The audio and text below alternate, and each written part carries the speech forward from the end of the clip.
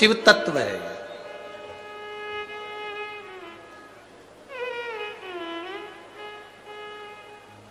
मेहता जी, जो खुशी प्यासे को पानी पिलाने की होती है ना, उससे 4 गुना खुशी इन प्यासों को शिव महापुराण सुनाने की है।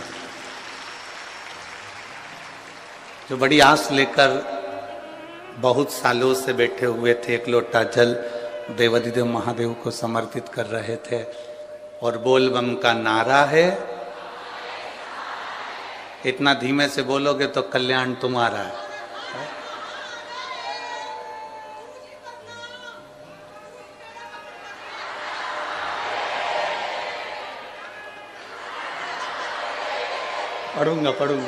पढ़ूंगा। बोल बम का नारा है, सारी समस्या का हल, शिव तत्व की प्राप्ति का यह मूल केंद्र बिंदु है शिव पुराण। अपने बेटों से, अपनी बेटी से, अपने घर में रहने वाले लोगों से अपने को एक रिश्ता बनाना पड़ता है।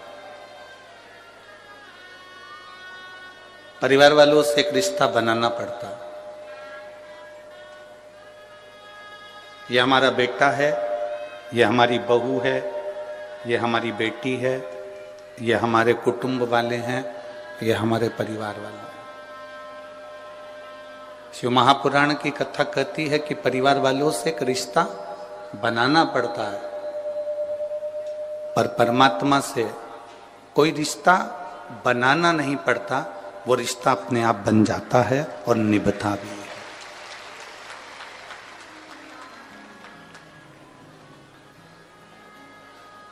ब्रह्मा ब्रह्मलोक में रहते हैं,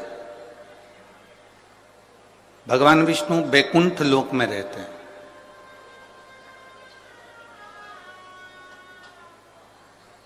ब्रह्मा ब्रह्मलोक में है, भगवान विष्णु बैकुंठ लोक में है, और केवल एक देवाधिदेव महादेव जो ना ब्रह्मलोक में है, ना बैकुंठ लोक में है, ना इंद्र लोक में है, अपने भक्तों के दुख को दूर करने के लिए मृत्यु लोक में विराजमान है। इस पृथ्वी पर, इस भूमि पर, इस धरा पर है।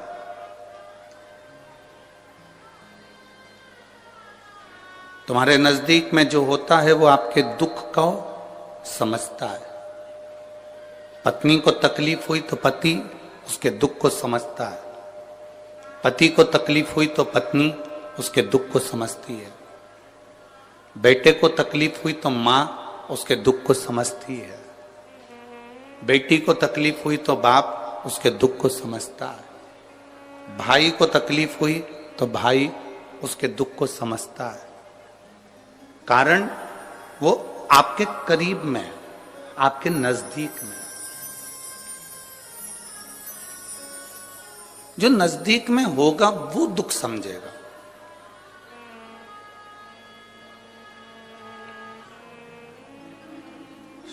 भगवान भोलेनाथ, भगवान शिव हमारे नजदीक में। अगर हमको इतना सा भी दुख आता है और हम एक लोटा जल लेकर महादेव के मंदिर में पहुंच जाते हैं, वो आपके जल की दशा को देख। सुदामा जी गए तो सुदामा जी ने नहीं कहा कि मैं भूखा रह रहा हूं, मेरा परिवार भूखा है, मेरे बच्चे भूखे हैं, मेरा कुटुंब, मेरा परिवार, मेरा घर के बच्चे मेरे भूखे हैं। ये सुदामा जी ने कृष्ण भगवान के सामने नहीं कहा। भगवान कृष्ण के आगे ये बात उन्होंने कही नहीं कि मेरे बच्चे भूखे हैं, मेरी पत्नी भूखी है, मेरा परिवार भूखा है, ये बात नहीं कही।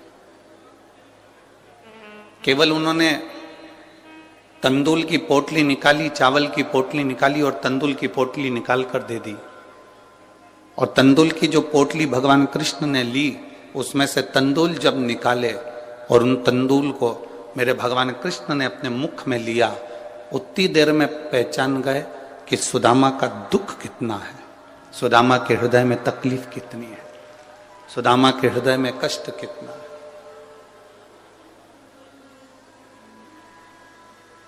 सुदामा की जिंदगी में दुख कितना आया वो केवल तंदुल से पहचान।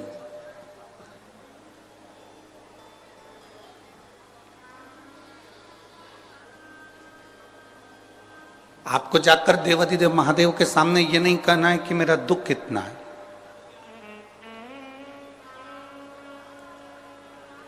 आपको महादेव के सामने जाकर ये नहीं कहना है कि मेरा कष्ट कितना है।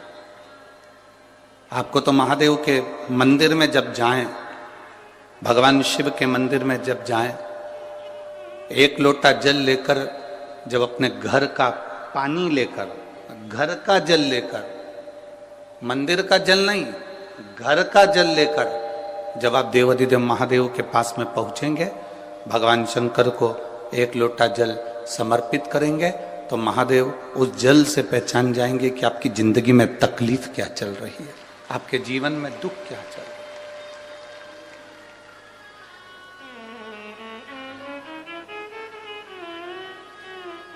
पति को बार बार कहना पड़े कि मेरे सिर में दर्द हो रहा है, मेरे सिर में दर्द हो रहा है, मेरे सिर में दर्द हो रहा है, और पत्नी फिर दवाई दे या बाम की शीशी ला कर दे,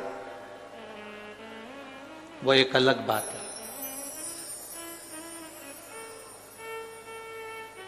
पति के सिर में दर्द हो,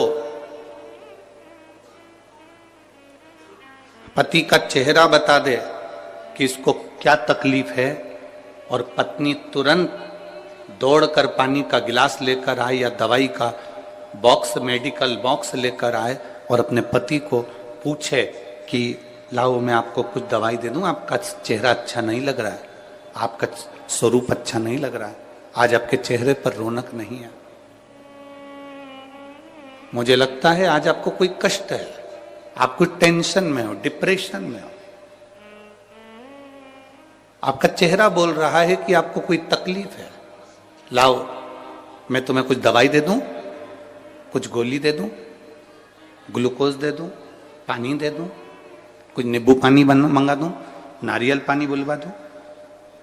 पति को कहना ना पड़े कि मेरे को ये तकलीफ है, और पत्नी मेडिकल का बॉक्स लेकर आ जाए और आपका चेहरा देखकर पहचान जाए कि आप तकलीफ में हो, तो समझ लेना कि पति और पत्नी का संबंध बड़ा प्रबल संबंध है। वो जान गई कि चेहरे से कि मुझे तकलीफ क्या है। उसी तरह महादेव के मंदिर में आप जब एक लोटा जल लेकर शिव के मंदिर में बस केवल उसकी दरवाजे पर पहुंचो, और मंदिर में जब आप एक लोटा जल चढ़ाओ, आपके हाथ के जल चढ़ते से महादेव पहचान जाए कि इसको तकलीफ क्या है, तो समझ लेना तुम्हारी भक्ति प्रबल हो गई, तुम्हारा विश्वास दृढ़ हो गया, तुम्हारा भरोसा पक्का हो गया।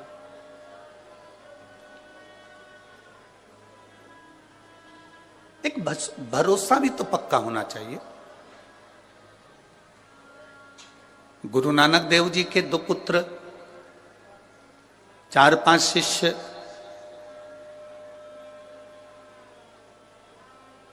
ऐसा नहीं कि गुरु नानक देव जी के लिए सब ठीक नहीं थे, सब श्रेष्ठ थे।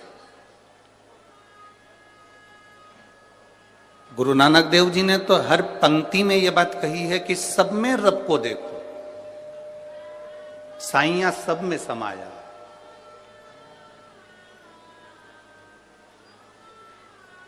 पर कोई कोई ऐसा होता है जो अपने गुरु के लिए, अपने परमात्मा के लिए, अपनों के लिए अपने प्राण तक निछावर करना जानता है। कोई कोई होता है, सब नहीं।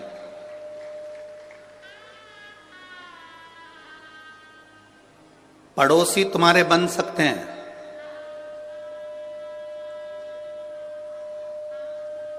कॉलोनी में रहने वाले तुम्हारे बन सकते हैं, दूर रहने वाले तुम्हारे बन सकते हैं। दूसरों को अपना बनाना सरल है, पर अपनों, आप दूसरे को अपना बना सकते हो, दूसरे को अपना बना लोगे, वो सरल है, पर जो अपने हैं उनको अपना बनाकर रखना, ये दुनिया का सबसे कठिन काम है।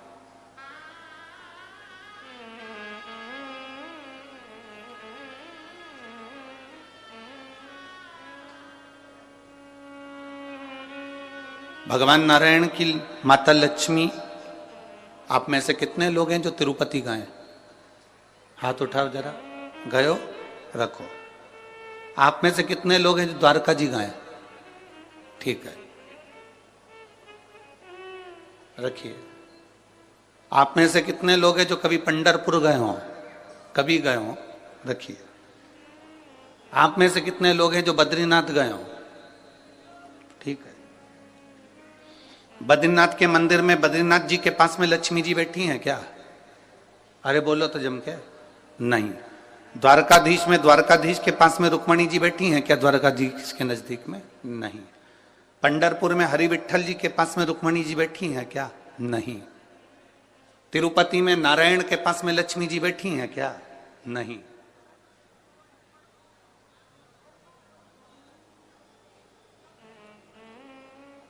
केवल एक देवाधिदेव महादेव ऐसे हैं जिनकी धर्म पत्नी उनके साथ नजदीक में सदा विराजमान है।